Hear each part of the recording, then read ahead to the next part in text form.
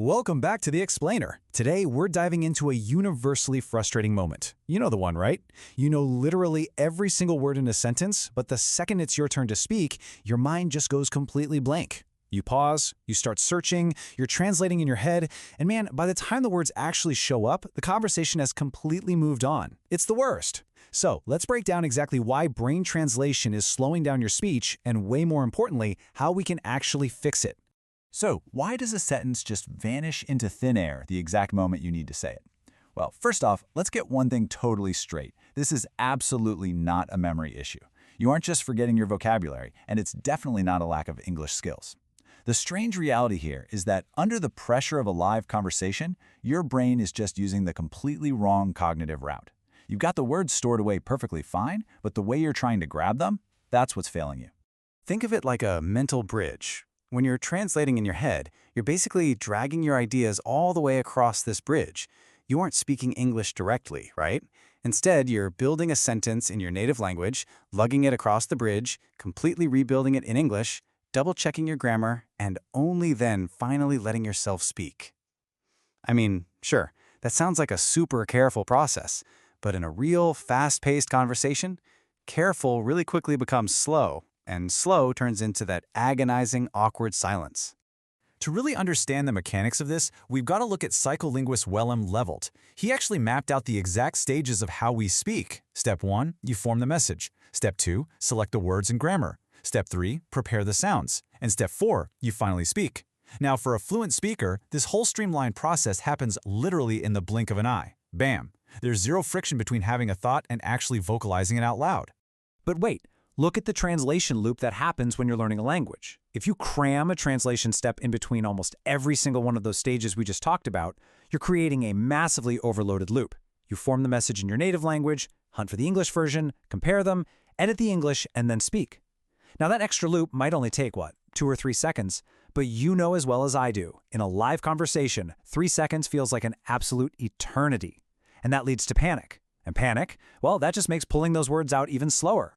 And this bottleneck? It's a perfect real-world example of psychologist Alan Baddeley's famous model of working memory. Basically, working memory is just that tiny mental workspace in our brains that holds and manipulates information for a few fleeting seconds. Baddeley's research showed us that this system has a super strict limit. You simply cannot hold a dozen words, grammar rules, mental translations, and read social cues all at the exact same time. It's just not possible. Picture this. Imagine you're carrying water in a really small cup. Now that cup might hold the meaning of your sentence, or it might hold a specific grammar rule.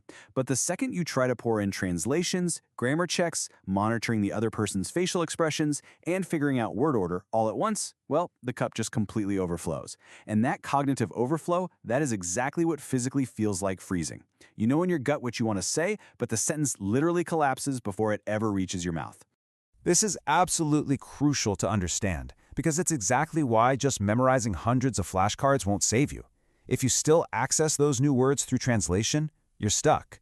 You can jam all the vocabulary you want into your brain, but if the mental road to get to those words is jam-packed with translation steps, you're not going anywhere. Like the old saying goes, more cars do not fix a traffic jam. They just make it worse. Okay, so how do we actually clear out this mental traffic jam?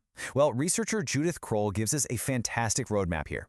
Her revised hierarchical model shows that, beginners naturally rely on translating an English word back into their native language, just to grasp the concept. That's totally normal. But as you get better, advanced speakers completely shift their strategy. They essentially fire the native language middleman. Instead, they connect the English words directly to the underlying concepts, images, or even the feelings they want to express. When you build those direct connections, you create something called automaticity. Basically, this is just when a skill requires way less conscious brain power. Think about how you're reading or listening to me right now. You aren't decoding every single letter or sound anymore, right? You just recognize whole words instantly.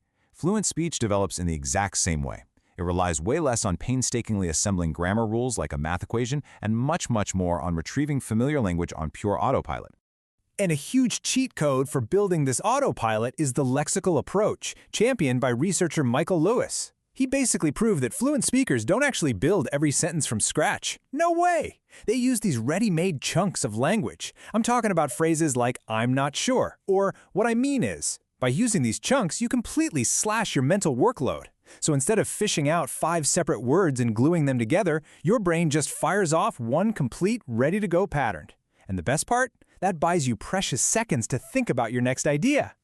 Now look, I know you can't just forcefully command your brain to suddenly think in English. Honestly, that is pretty terrible advice. But you can actively train these direct connections. You just got to start small. Stop translating and start direct naming. Actually, try this. Look around your room right now and just name ordinary things out loud, skipping the translation entirely. Just, the window is open, or my phone is right there on the desk. It feels almost too easy, but remember, we aren't training complexity here. We are training speed. Once you get the hang of that, you can scale it up from just naming stuff to having real-time reactions. So when something mundane happens in your day, try reacting to it instantly in English. If you drop your keys, just blurt out, "I dropped it." No mental preparation, no translation bridge, just the event itself and the language, boom. By doing this, you're literally rewiring your brain to attach English directly to a real physical experience. Taking it a step further, let's talk about sentence frames. These are honestly fantastic. They're basically reusable structures where you just fill in the blanks. Take a frame like, "I usually blank because blank." So you might fill it in with, "I usually study at night because it's quieter." Practicing this lets you move super fast inside a pattern you already know. It gives you this immense conversational flexibility without forcing your tired brain to invent a brand new grammatical structure from scratch every single time you open your mouth.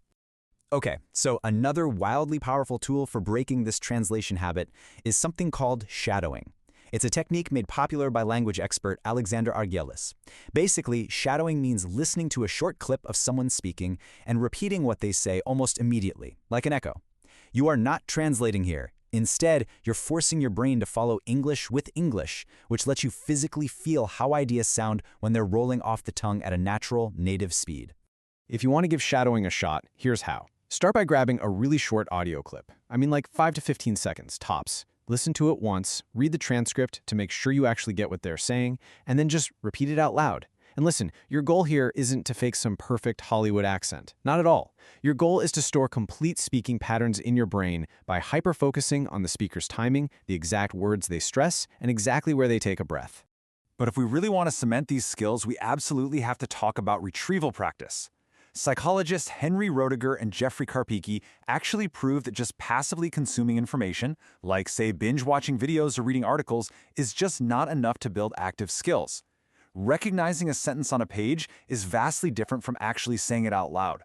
That mental struggle, that feeling of digging into your brain to retrieve words and push them out of your mouth, that is the exact physical exercise you need to strengthen that direct neural speaking route.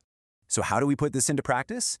You've got to practice pulling these words under a little bit of manageable pressure. Try this.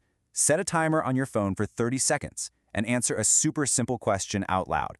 Something like, "What did I do this morning?"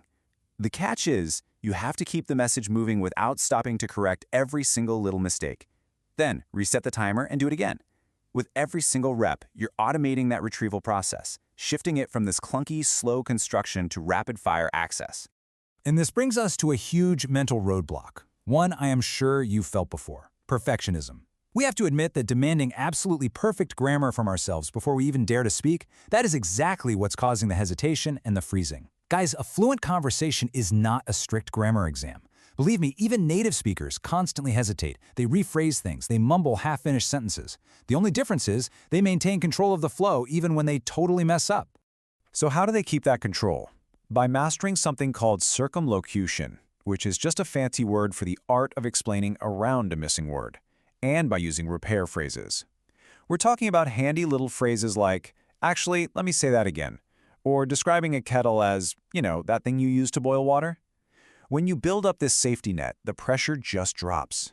Suddenly, those little gaps in your vocabulary lose all their terrifying power to freeze you, simply because you know you've got the tools to just navigate right around them. I want to leave you with this incredibly powerful thought to wrap up today's explainer. Fluency is not the absence of mistakes. It is the ability to continue while mistakes are still possible. Think about that. Once you stop dragging your sentences across that exhausting mental translation bridge and you start building these direct automated paths, your English will finally begin to move the way you want it to. So my question to you is, which direct path are you going to start building today?